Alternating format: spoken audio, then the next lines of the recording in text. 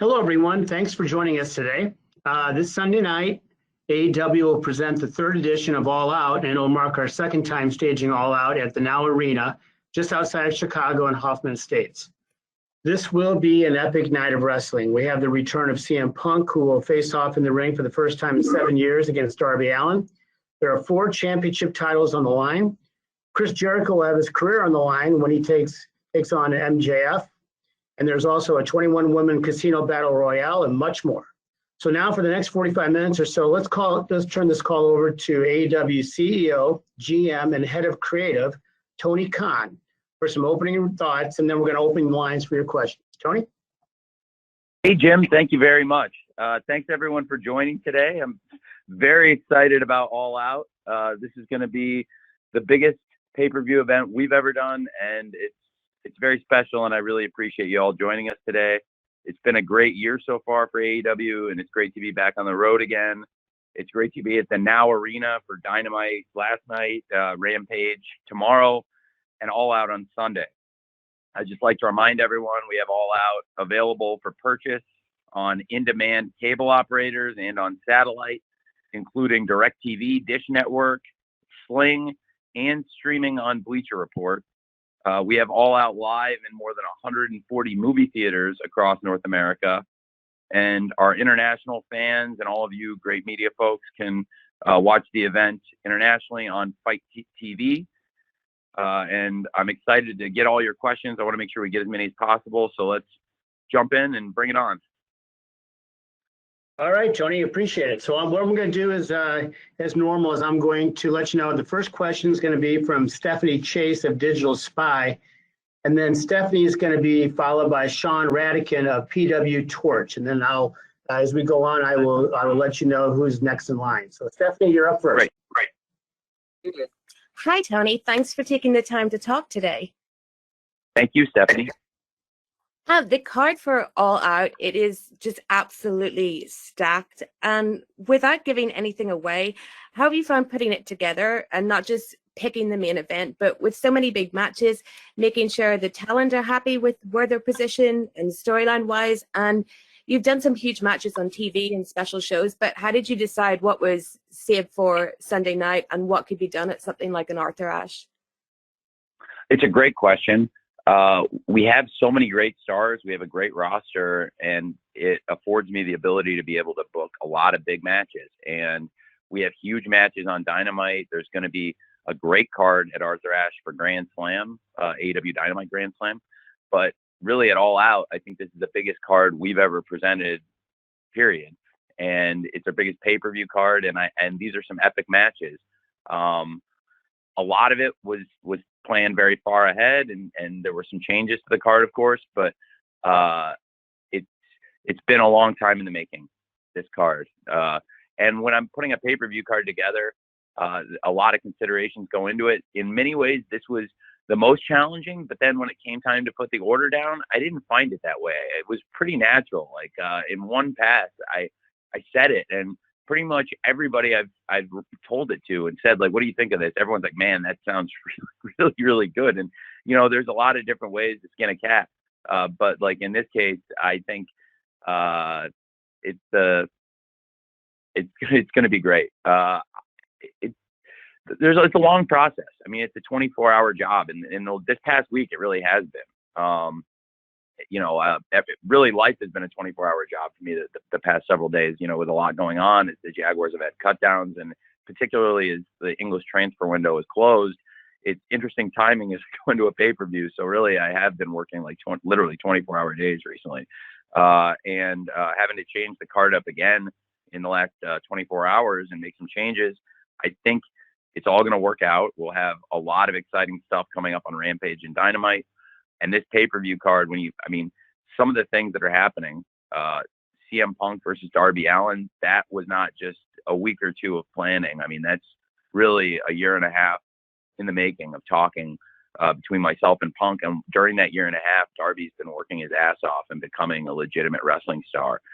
It's amazing to think back when I was on the Jericho cruise with Darby and thinking about putting in the story with him and Sammy, going into Revolution 2020 in January, we were talking, and I wanted to do something like Savage Steamboat with Darby and Sammy. And you might remember that Darby got the skateboard to the throat and couldn't talk.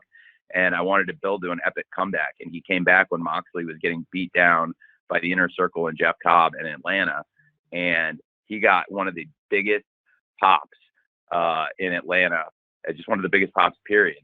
And it was an amazing comeback. And ever since then, Darby's been so hot. Through the pandemic, he rose and became a bigger name in wrestling. And that was all happening at the same time when CM Punk was contemplating a comeback to the wrestling business and, talking it over with me, and the timing had to be right. And now is the time, the Now Arena, and so much going into this card. And again, a 7-year layoff for Christian Cage, who to me is one of the all-time great wrestlers, and stepping in the ring with somebody who's already in the Hall of Fame, somebody who is one of the most accomplished wrestlers of all time, and the best champion in wrestling, Kenny Omega. I think it's such a stacked card, and I cannot wait for the Young Bucks Lucha Brothers cage match. Britt Baker and Chris Statlander is a tremendous, tremendous world title match. And we're going to, on Rampage, see more of what's to come. So I'm glad you asked, and I'm glad I got a chance to just lead off talking about the card a little bit, Stephanie, because in some ways it's been the most work to put a card together, but I think it will be the most rewarding for the fans and for all of us. And in some ways it's been the easiest. Thank you. Thanks, Stephanie. Okay, we're going to go next with Sean Radican of PW Torch. Following Sean, we've got Garrett Martin of Paste Magazine. Sean. Great. Hey, Sean, is Wade here? Are you the only Torch person here? I don't know can you hear me? I hear you. Okay. I don't know if Wade's here. I think Rich Fan's on with us. Good. Well, I love the Torch. It's great to hear from you guys. What can I do for you, Sean? It's good to talk to you, Tony. This is kind of a long question, but you've leveraged so many great things on TV in the last 8 to 10 weeks with big matches, and so many things have come together for you, like Dante Martin having a standout performance against the Young Bucks, bringing huge free agents like CM Punk, and sounds like perhaps more will come, maybe All Out this weekend or beyond. Britt Baker's on fire as a character, Anna Jay returning on TV, running venues like the United Center and Arthur Ashe coming up in New York. The question is, with so many things going so well and the way the roster's going and the addition of the big free agents, how do you capitalize and sustain, on that and sustain the momentum going forward? Do you see, as you're planning things ahead, do you see anyone breaking out similar to maybe Austin The Rock in the 90s and really taking this far for you? I don't want to compare different people. I think it can be apples and oranges trying to compare the current wrestlers to wrestlers of the past and the business of the past, because it's a very different business. And in many ways, it's a better business. And the business, some people will disingenuously point and say that the business was hotter in the past. But the fact is, right now, a wrestling company that's in prime position, and there's really two of us in the catbird seat, can make more money than any wrestling company ever made in the past. And I think it really goes to show, it's very impressive what Eric Bischoff did at WCW to raise the revenues to where they were grossing hundreds of millions of dollars before cable rights fees were accounting for hundreds of millions of dollars. So I do think, without comparing people from this era to people of the past era, there's a great way to keep our momentum going, Sean, and that is to keep delivering great pay-per-views, great Dynamites, and great Rampages, and keep those numbers high. And absolutely, live attendance is a great barometer. Live attendance, very important metric. Merchandising sales, very important. I've put a huge amount of money, 8 figures of my own money, into developing video games rather than paying outside developers and then giving them a piece of it so they own a percentage. I'd rather get that money. And so we've put our own money into development, and then we're going to recoup that money on the back end, and it's going to work out great. And that is a business project it was a very viable business project. And I've done a lot of viable projects like that. And I think Dynamite has been a very viable project. I made a big investment into it, And I wasn't making a lot of money on Dynamite when we started. And I did it for a few months before TNT saw big value in it, and then put over $175 million over a 4-year period into it. And I think we need to continue doing what we're doing, and I'm frankly doing a kick-ass job of, which is delivering great ratings for their investment and pushing to where our rights fees grow. Rampage, we've just launched. That's more revenue to us. I think I can grow that brand the same way Dynamite grew, and really build Dynamite and Rampage up. And our pay-per-view franchises have grown every year, year over year. Double or Nothing 2020 was over 2019. 2021 was over 2020. Revolution was up from the year before. All Out, I can very confidently tell all of you, will be up for the 3rd straight year. And Full Gear was up from the year prior. And I very confidently, a few months out, I'm pretty sure Full Gear is going to do a lot even better than last year. So I'm going to continue to invest in the business, and then we'll see great returns. And, that's for the fans.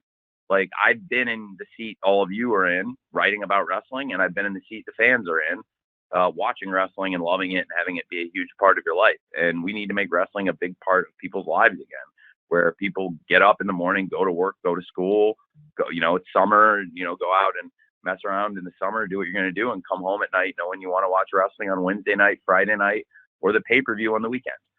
And I think that's the best way we can maintain the momentum. This is a lifestyle business for me. This has now become a big part of my lifestyle.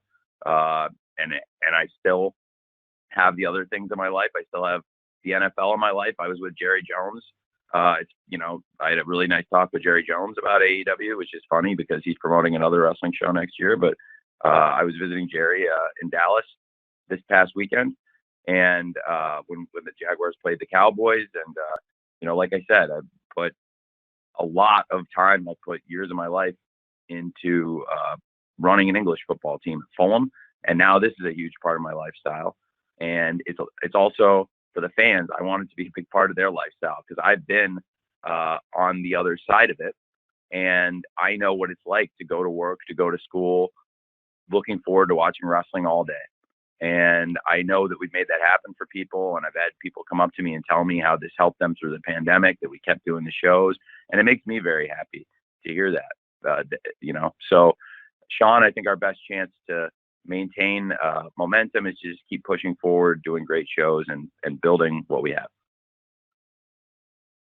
Thanks, Sean. So next up, we've got Garrett Martin from Perched magazine, and Garrett will be followed by Joe Lanza, Voices of Wrestling.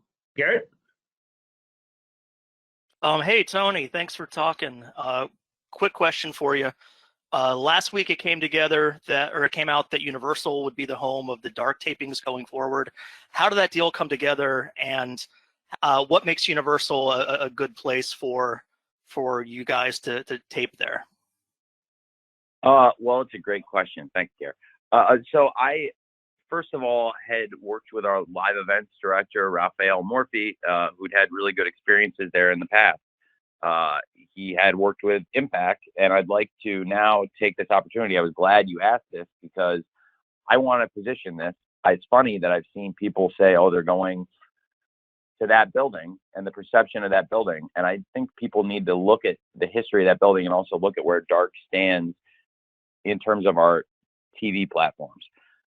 It's not like I'm doing Dynamite there. It's not like I'm doing Rampage there. It's very different. And if we did, look, it's a great venue, okay, but it's not the plan anytime soon. We're running very large arenas and have done great attendance for Dynamite and Rampage. It's a very different thing. So Dynamite and Rampage, those are the A shows. And Elevation and Dark are great shows. You'll see some huge, huge stars on those shows. In fact, you see Darby Allin, John Moxley, Eddie Kingston, huge stars compete on those shows on a regular basis. Orange Cassidy, Thunder Rosa, and Nyla Rose. A lot of our top wrestlers compete on Elevation and Dark on a regular basis, but they also do so in terms of working with young wrestlers, developmental talent. We found a lot of people who are important wrestlers in AEW now through them working on Dark and Elevation. Red Velvet, The Acclaimed, the Varsity Blondes, Powerhouse Will Hobbs, all of these people are people that were losing matches on Dark and then I saw something in them. We saw something in them, and I ended up signing these people to contracts and have looked to push and utilize all those people because they all have great skills, but all of them came in, and even those tag teams were working separately, and I liked them, and I put them together. And so I think it gives opportunities to young talent. And to me, I position it like the show that was taped there before Impact, which was WCW Worldwide. And I like Impact. They've been very good to me, but I think it's a difference between how we're utilizing it and how they utilized it, even though they've had an amazing run there. But to me, it's more like what WCW used it as in terms of Worldwide being a show where they developed a lot of young talent. It's ironic, Chris Jericho, Chavo Guerrero, Dean Malenko. These are guys that work for me now in AEW. Those are some of the stars of Worldwide. And those guys in Universal Studios had some classic matches with some veterans. Rest in peace to one of my all-time heroes, one of the all-time greatest wrestlers who ever lived, beautiful Bobby Eaton. I've watched beautiful Bobby Eaton have great matches there, including with Chris Jericho, which we were just talking about recently at Universal Studios. So it's a great place for the veterans. It's a great place for the young wrestlers. We don't have to necessarily be doing CM Punk versus Darby Allin there. We don't have to be doing Kenny Omega versus Christian Cage or Britt Baker versus Chris Statlander. But we're going to do a lot of fun stuff there. And I think the fans that come will see some top stars and great wrestling. And I want to bring back the spirit of those Worldwide tapings, which hold a very fond place in my heart. Thanks, Garrett. Joe Lanza from Voices of Wrestling is up next, and Joe will be followed by Jim Varsalone from the Miami Herald. Joe, you're up. Hey, Tony, how you doing? I'm really well, Joe. How are you? Good. We've been seeing a lot of trios matches on TV lately. Do you have any updates or anything you could tell us about the potential much-rumored trios titles? Well, I mean, we see, matches sometimes that don't always have title implications, but absolutely, I think it would be great to add trios titles. Right now, it's a lot of stuff I'm getting in 3 hours, and I take a lot of pride in trying to cover a lot in a 2-hour Dynamite, and then Rampage is very different. It's a more focused 1-hour show, and they're very different formats, and still get great wrestling in both shows. But I also cover a lot of stories in a Dynamite in a very different way than I would in a Rampage. So it's a lot right now. And, as we grow as a company, I do think there's definitely a place for that. And there's a place for championships to expand. I think right now we have great titles, and I have thoughts about other championships, including a trios championship, among others, and as we expand. So it's a great question. And we've had a lot of great trios matches. Absolutely. To be honest, if you think about it though, man, I bet I used to do more trios matches than I have been lately. I haven't done like a study of the numbers exactly, like, bean counting it number for number, but my gut says I used to do more trios matches in Daly's Place than I do now. And I could be wrong, but it feels that way. I'm still very into doing trios matches. We've seen a lot of trios matches on Dynamite over the years. It doesn't feel like I've been leaning on them as much as I maybe used to, but there's reasons for that. But we've been showcasing a lot of stories and a lot of story matches, and I really think we're in a great place to show. But like I said, there's a time and a place for everything, and we have a lot of great trios, undoubtedly, and I think a trios championship would really kick ass. So it does make a lot of sense, and it is something I've spent a lot of time thinking about. Absolutely. Thanks, Joe. Okay, up next, we've got Jim Varsalone from the Miami Herald. Jim will be followed by Kenny McIntosh of Inside the Ropes. Jim, the floor is yours. Thank you, Tony, for doing this today. So interesting to me that in October, especially, Florida is such a big part of AEW. So much going on in Florida, whether we have the 2 Miami shows, and you also have the Orlando show. And also you mentioned about Universal Studios Orlando doing the Dark and Dark Elevation and all. So my question has to do with the Jericho Cruise is also going out of Miami in October. And I'm curious if there's going to be any Rampage or Dynamite from the Jericho Cruise.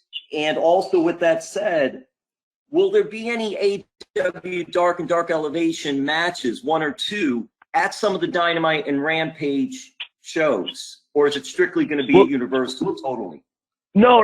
Well, we've been doing Dark and Elevation in the arenas, and what I've been doing to get kind of a rhythm in a week is if Dynamite is live, Dynamite's always live. I'm sorry. So Dynamite's pretty much always live. So then so we've been doing Elevation before Dynamite, and then now that we've also gotten to doing Rampage, when Rampage is live, I've been doing Dark. So this week we did Elevation last night with Dynamite, and tomorrow night we'll do Dark with Rampage.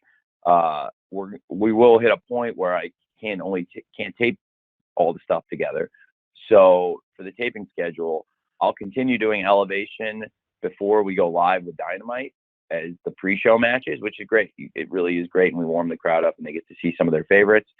And Dark specifically will move to be most weeks the studio format. There's still going to be weeks you'll get Dark in a big arena, but a lot of the shows, and I'll do tapings, and I think it's going to be a lot of fun, and we'll get a chance to really focus on a lot of the talent. And I try to do my best at it, but you're running around at Dynamite sometimes, and you can't be in the chair for every moment on Dark because I have to produce pre-tape promos, backstage segments. I might need to go to the truck, so it's good for myself and all the coaches to be able to focus and work with the talent, and really for me to be able to put in and really focus on their stories as the main focus of that taping, rather than being something we're doing before or after our live 2-hour Dynamite. That's our bread and butter, if that makes sense. And we are doing a lot of stuff in Florida, so it's a multi-pronged question you slipped in there, Jim. But it's a great question. With the Jericho Cruise, that we're going to be doing on Friday night, Rampage live, and then Saturday night we're also doing Dynamite live. And originally Chris had the cruise that weekend, and that's Chris's personal project, and I always wanted to help him with it and support it. And it's not an official AEW event, but Chris is a huge part of AEW. And so that is leaving that weekend, and we had a time shifting situation.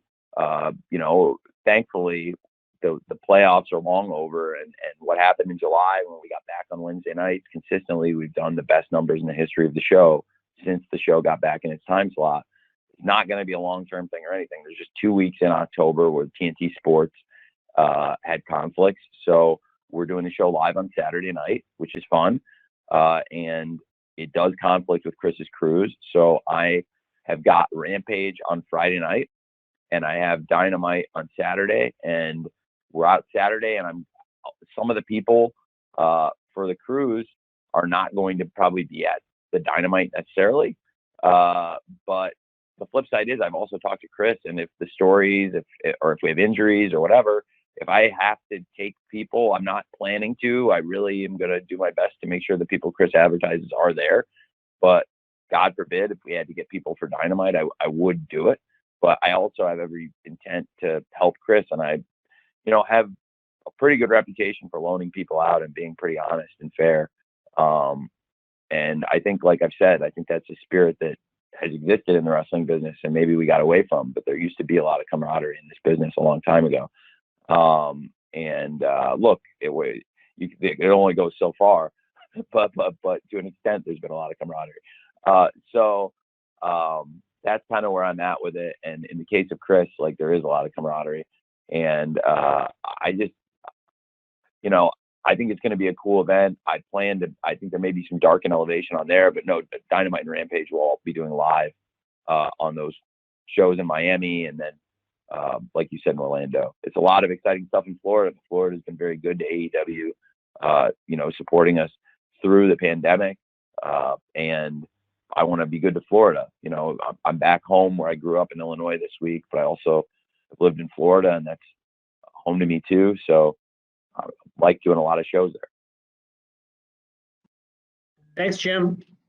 Kenny McIntosh from Inside the Ropes is next, and then I'm going to take a couple write-in questions after that. So, Kenny, you're up.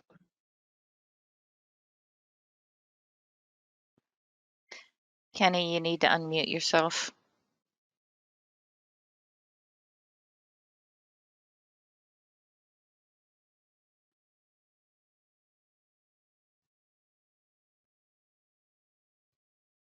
Kenny, you there, buddy?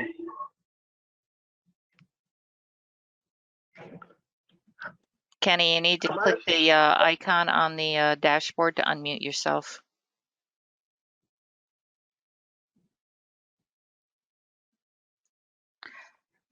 All right, Jim, we can't get him undone. Okay, let me go to at least one write-in question right now, Tony. This was going to come from Paul Whiterly. Hope I'm pronouncing that correctly. Oh, I Paul. thought it was coming from Paul White. No, I think he's in the queue though. No, I'm just kidding. So Paul Whiteley from Paisley Radio has this question for you, Tony. With the huge success so far for AEW, are you as a company ahead of the goals and targets you set when you started? Very much so. Very much so. I was hoping to get a big contract extension to make Dynamite very sustainable, long-term show that was going to have a lot of security and bring in a lot of revenue. And we did that faster than I think anyone could have anticipated, getting an extension less than 4 months after we were on the air. And, the way things have followed, the difficult circumstances we've gone through, we've come out of it for the better. And now the company's at an all-time high for ratings. We're about to do our biggest pay-per-view. I expect us to have great success, but absolutely some things have fallen into place faster than I ever would have expected. And I think it's to the benefit of certainly all of us, and I think of the wrestling fans. And I hope, you folks in the media have seen an uptick too. It seems like there is more interest in wrestling, and I hope it's working out for all of you, because we don't, it's great for the fans and it's really great for us as a company, but I know it can be some benefit to all of you too if more people are interested in wrestling. And I think it's a win-win-win for all of us.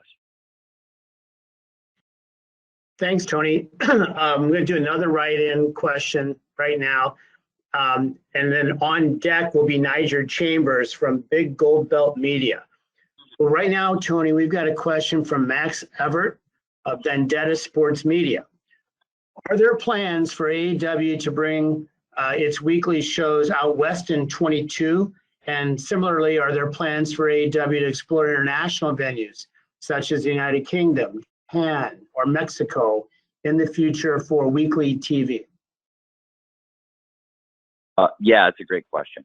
I am planning to expand into doing some international work next year. I think it would make a lot of sense. As I mentioned this past weekend, I don't want to put an exact timetable on it, but I do think it would make a lot of sense for AEW to come to Craven Cottage and for Craven Cottage to be a home to AEW wrestling in the UK. I think I am very confident we will be coming out west next year. I would like for Double or Nothing to return to where it all began for AEW, to Las Vegas. And I think we are going to do that, hopefully. And obviously, we all know from 2020 and 2021, plans can change and things are out of our control. But that is the goal, and come out to Vegas and then hopefully do some other shows out west. I think it would be great. Thanks, Tony. Okay, coming up next is Niger Chambers from Big Gold Belt Media. Following Niger will be Adi Kafir from Ego TV in Israel. Niger. What's going on, Tony? Can you hear me? Hello? Hi, Niger. All right. Sorry about that. So, Tony, yes, like you said, this is your biggest card. You're back on the road. All things are trending good for AEW. And then you have a lot of major new additions to your roster and hopefully some more surprises this weekend. But how close would you say to AEW is close to having a full roster?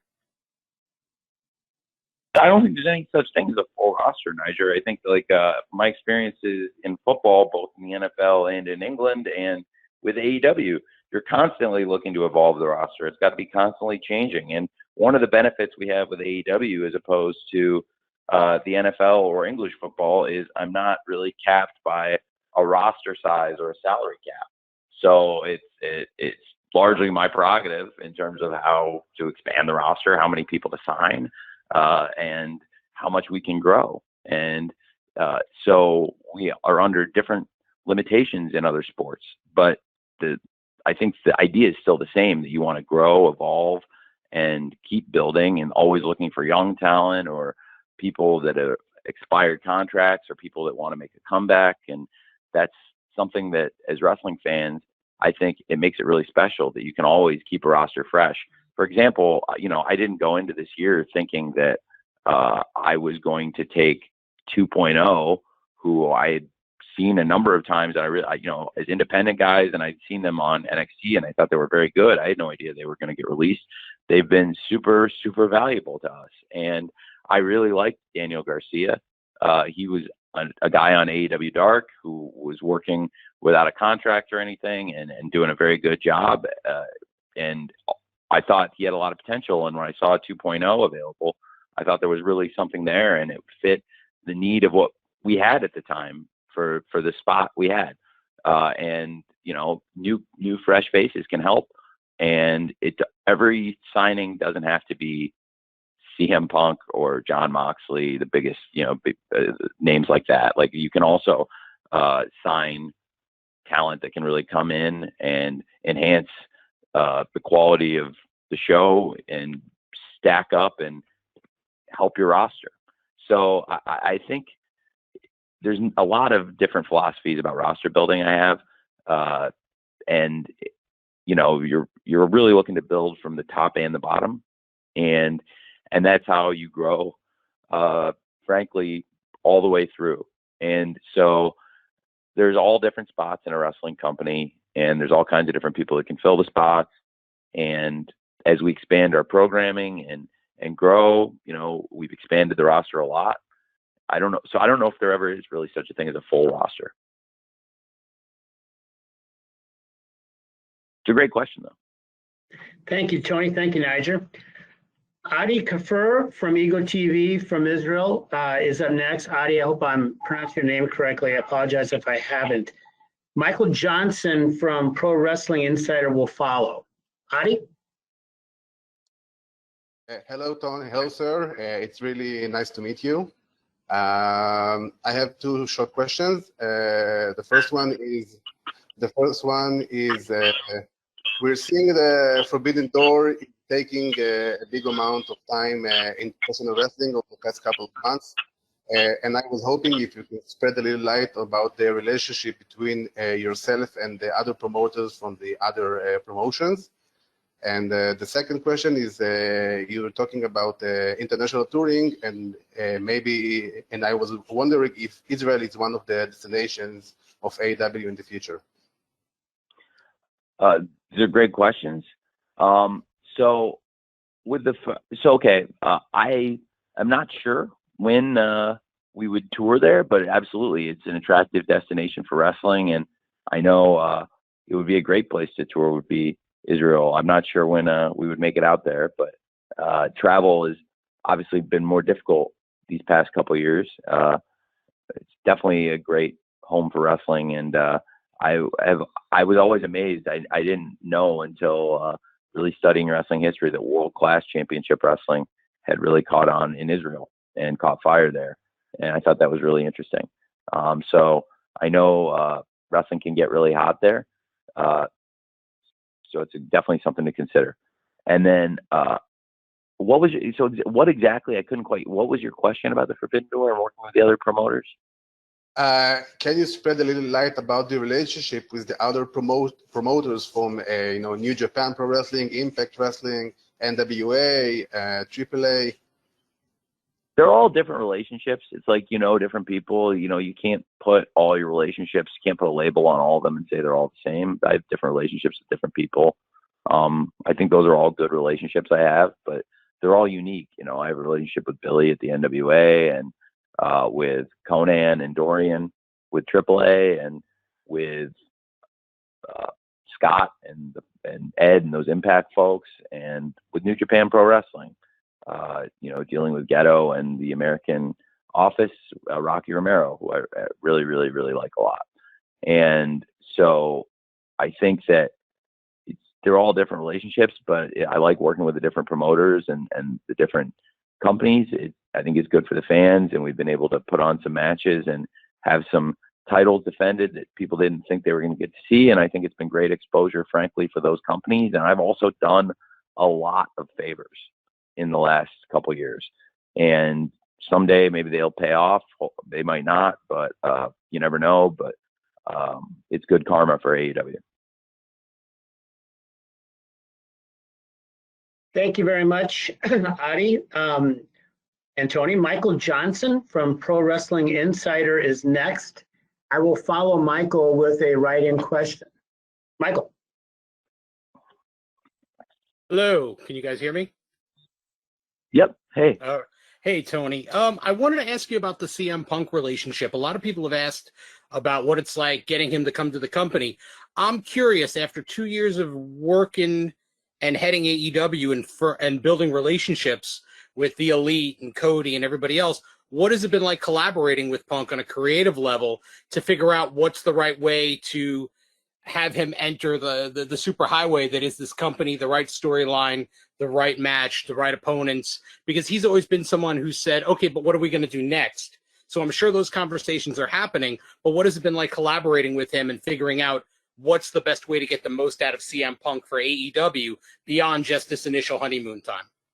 We're having a great time. I had a great time with him last night in the trailer, putting stuff together. I've had a great time with him this whole run, going out to dinner and trying to figure out ideas, coming up with the first dance, this match with Darby Allin. He's great. He has a great mind, and he's a fun, cool guy.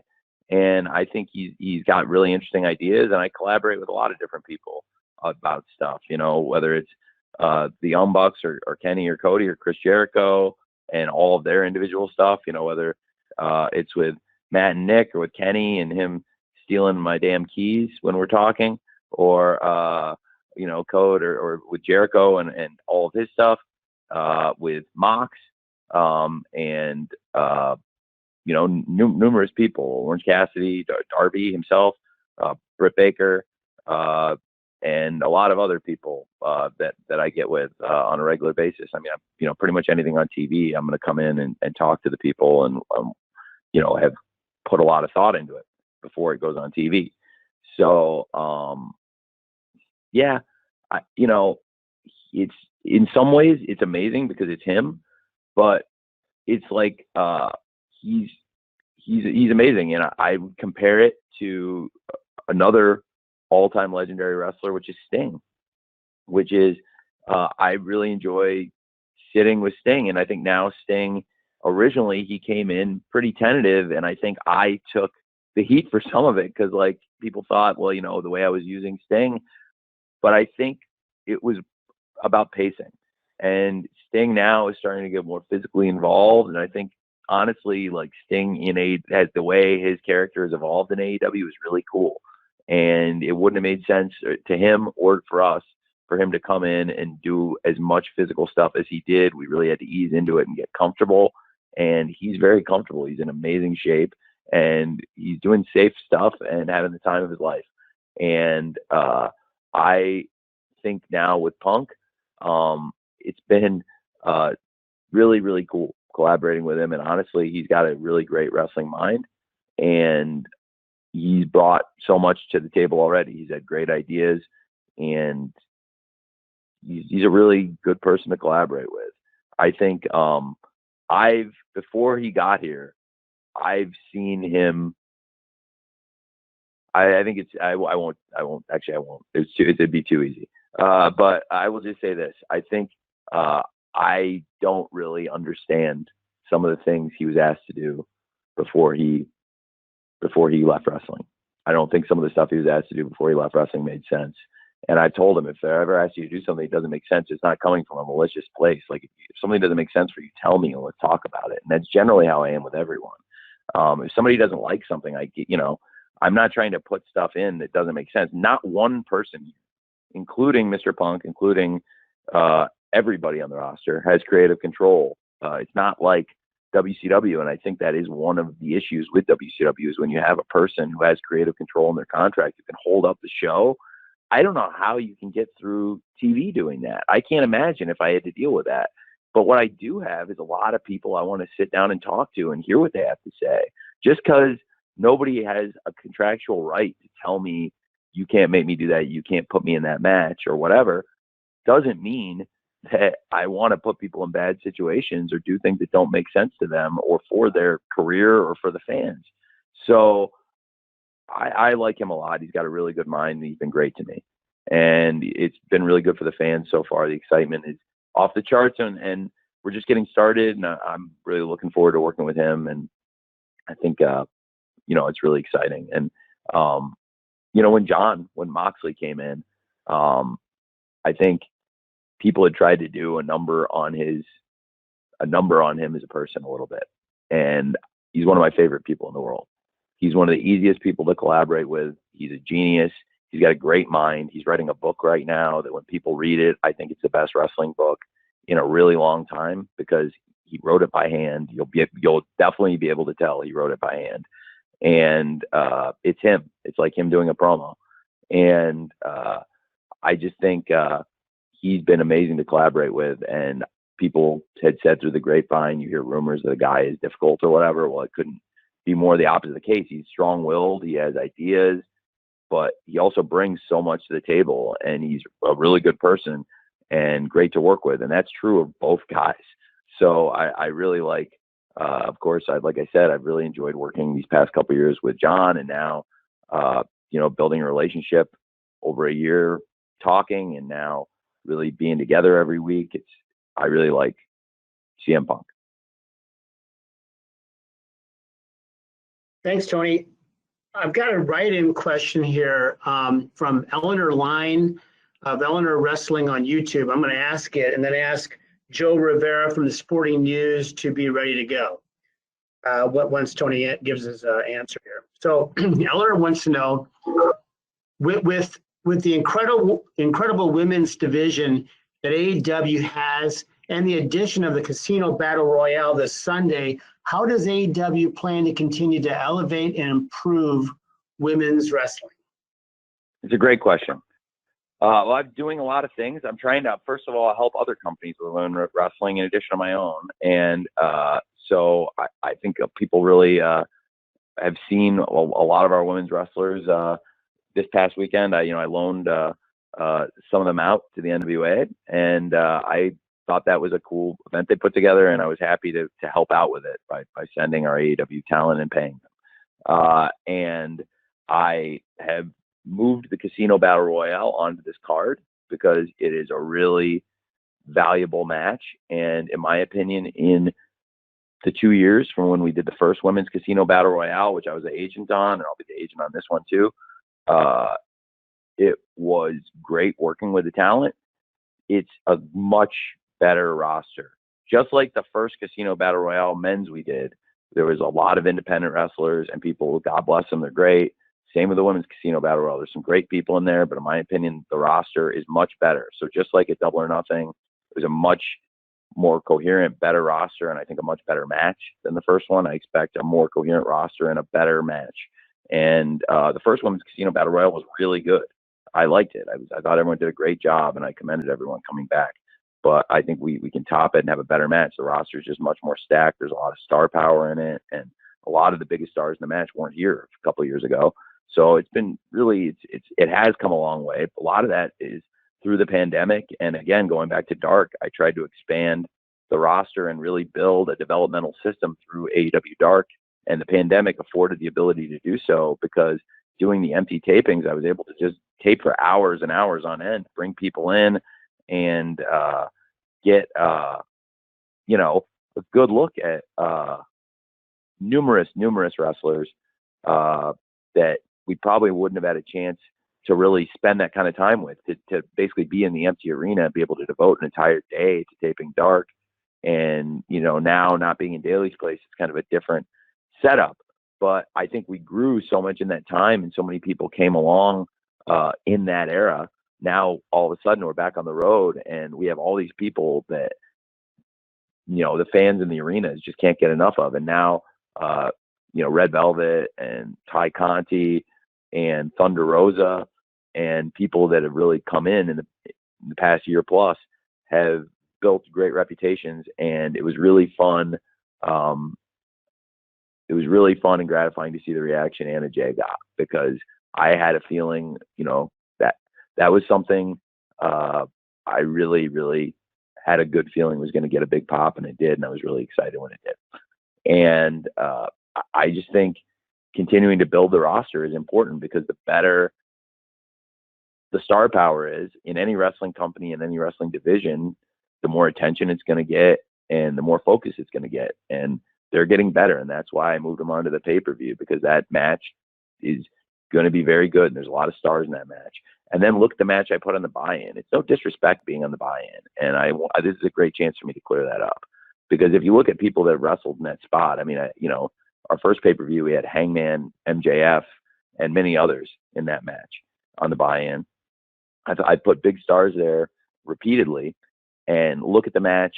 Since we were unable to deliver on Andrade El Idolo versus Pac, look at the match I put on the buy-in to replace the Women's Casino Battle Royale, a match that involves Matt Hardy, a legend in the wrestling business, a veteran of over 25 years in this business, and Jungle Boy, one of our biggest young stars, and Orange Cassidy, another one of our biggest stars. Luchasaurus is a huge act here. Private Party, one of our top teams. A lot of big wrestlers in AEW. Chuck Taylor, the Best Friends, and important people in that match. And I think and Matt Hardy was excited to do it, and Jungle Boy was excited to do it. And Orange Cassidy doesn't get excited about anything, but he was about as excited as he gets.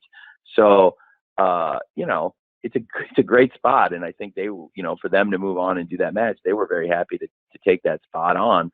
So if anybody's going to have like a negative perception or say which I see people say all the time, it's kind of crazy because that match is really important. It drives a lot of viewership, and it has a ton of eyeballs on it. It's an advertisement for the pay-per-view, and it's a big statement of confidence in the people that are in it, because you're really relying on them to do something good that's going to sell this pay-per-view.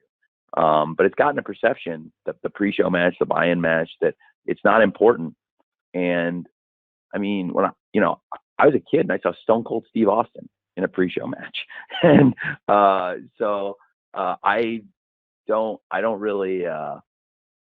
don't know how it got to be like that, and I'm not sure why people think that. But anyway, I do think the Casino Battle Royale will be excellent. I think another thing that's really enhanced the quality of the division, in addition to the talent we brought in, is people that have been here from the beginning getting a lot better. Penelope Ford turned in a tremendous performance last night on Dynamite. She had a tremendous performance against Thunder Rosa. She's wrestling her ass off. And then Nyla Rose has been a consistent force from day one, still great. But we've seen a huge improvement to me in Penelope. And then on top, you've got Dr. Britt Baker, who is one of the most improved wrestlers in the world over the past couple of years, maybe the most improved. She was voted by the fans the most improved wrestler in the world. And he's a great world champion and a headline star in any company, in any era. So, I do think with her star power, it's also helped. And I've tried to build a more diverse division and bring a lot of new stars in. And I just think all of those things combined, and Kenny Omega's got a great eye for talent. He's scouted a lot of great people. And I really, despite on-screen clashing with him a lot, I spend a ton of time with him and really enjoy that. And I think he has a great eye for talent, and he scouted some great people. And I really value also his eye for great Joshi talent. And I think Rio and Shida have been great champions for us. Emi Sakura and Yuka Sakazaki have come in and done really well for us. And we'll see Sakura again back in the Women's Casino Battle Royale, along with Shida. and I was going to save it for Rampage, but I might as well just do it now. You know, Riho is also going to be in the Women's Casino Battle Royale, and I think I have something pretty fun planned for maybe a surprise too. So it's going to be a good time. And I just really think really by building stars, that's the way we can keep advancing it, because wrestling is a star-driven business. And Britt Baker versus Thunder Rosa was such a success as a main event because put a lot of time into it, and they're both stars, and it felt like a program between two stars. And when they had their match at Beach Break and the story continued on through the St. Patrick's Day Slam and the Lights Out match, you know, we really built the anticipation. That was not a main event that you just threw in because you needed a main event or you wanted to put something in the main event. And there's times where, you know, you're struggling with a card, there could be injuries, travel issues, and, you know, there's weeks where I've had to say to myself, I've had to move something in there and kind of give it a shove. And this was something that belonged in the main event, and, you know, it was a credit to their work and to the star power I think the division is building. And there are many other people that are coming in and doing exciting things. I think Jade has a world of potential and is doing great. So, you know, really just going to keep working on it. And I'm looking forward to Britt versus Statlander, and looking forward to the Women's Casino Battle Royale on the pay-per-view. Thanks for the question, Eleanor. So we've got a hard stop in about 2 or 3 minutes. That renders Joe Rivera as our last question of the day. Joe, if you're good to go, you're up. Yeah, hi, Tony. I hope you're doing well. My question's about the TNT Championship. Now, mid-card championships can be very tricky to book, and it can take That's not a long mid-card time. championship. I know. Okay. I'm going to stop you right there. It's not a mid-card Okay. championship. The only people that have held the belt are Cody, Brody Lee, rest in peace, Darby Allin, and Miro. So I don't consider it, I'm not booking it like a mid-card championship. I'm looking at it as like a top title that stars hold. So I will take exception right off the bat. But Okay, that's totally fair. But how impressive is it to you to see how each champion has elevated the title, and how important is having that title with so much respect and so much prestige early on? well, you got me back with the second half of your question. Okay, I'm back with you. So that is the key to the championship, is that none of the champions have been a stretch. In thermodynamics, heat is passed from a warmer body to a cooler body. If you have a hot belt and you take a cold wrestler and you say, I can heat this guy up by putting the belt on him, the problem with that is that you cool off the belt. So the key to this belt, in my opinion, has been that from the beginning, it's been hot matches, hot issues. It's been pushed on television, and the champion has always been a protected star. And it would not have been right for Darby to honestly win the first tournament. And Darby was a huge part of the tournament. He went to the semifinals and lost to Cody before the Cody Lance Archer match at the pay-per-view, because it was part of the build for Darby finally winning the title. Cody and Darby had a classic match at Full Gear, which is a great pay-per-view. And even though we were only at 25% capacity, I thought it was one of the best wrestling shows anyone did all year, period. And really, for me, I just think it wouldn't have made sense where he was at that point. He had to get red hot for it to be the right time for him. And same for Brody and Miro. Those are huge stars. And neither of them came in and won the TNT title their first week. They really built up and built steam and solidified their place in the fans' eyes. So I think the belt has been very protected, and that's why it is not a mid-card championship. And I never intend for the TNT title to ever become a mid-card championship. It's really near and dear to my heart. And so I think protecting the title is really the key thing. And when you look at other quote-unquote mid-card championships, that's how they became mid-card championships. You know, there's other belts in wrestling, and I think we all know the one I'm talking about, that used to be really protected, that used to mean something really important, and it's been batted around, it's been retired, it's been brought back. Well, what does it even mean anymore? And I never will let this be that. Thanks, Tony, and thanks for the question, Joe. And unfortunately, we're out of our time for this afternoon. So per our custom, we'll be distributing an audio recording shortly, and we look forward to seeing many of you in person at All Out. So wherever you may be over the Labor Day holiday, on behalf of the entire All Elite Wrestling family and Tony Khan, thank you for your time today, Tony. We thank you for your interest and support, and hope all of you have a safe and fun 3-day All Out weekend. Thank you. Thanks.